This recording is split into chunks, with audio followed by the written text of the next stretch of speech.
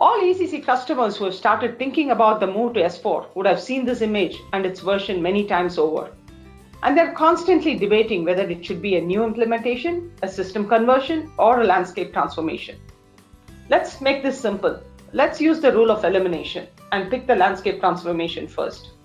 So who uses the landscape transformation? This is primarily for customers who have multiple ERP systems and also ERP and non-SAP systems, and they're trying to consolidate all this into a single S4 system.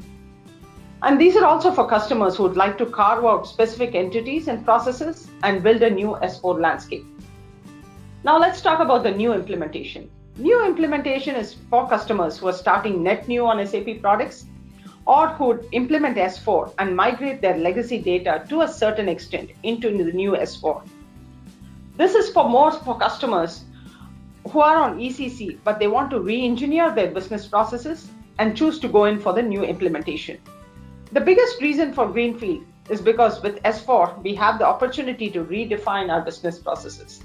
So we've had customers who have been running on ECC for about a decade, but now are looking to go forward with a new implementation, wherein they decide to go ahead with redesigned business processes and bring in some of the data, primarily the open transactions, and then start the new business. How we deal with the data in the backend system it can be taken up as a separate exercise depending on what part of the legacy data is required. So now, having ruled out the landscape transformation and the new implementation, we are left with system conversion. So who goes in for the system conversion? These are typically ECC customers who have been running ECC for a period of time, and they're currently happy with their business processes, and they want to take all of their data and configuration into S4. And once they've converted to S4, they start to see how they can optimize and use the efficiency and the simplification of S4. So this sounds simple enough, but how do we make the decision when each customer is so different? What you see here is on the left is your source system.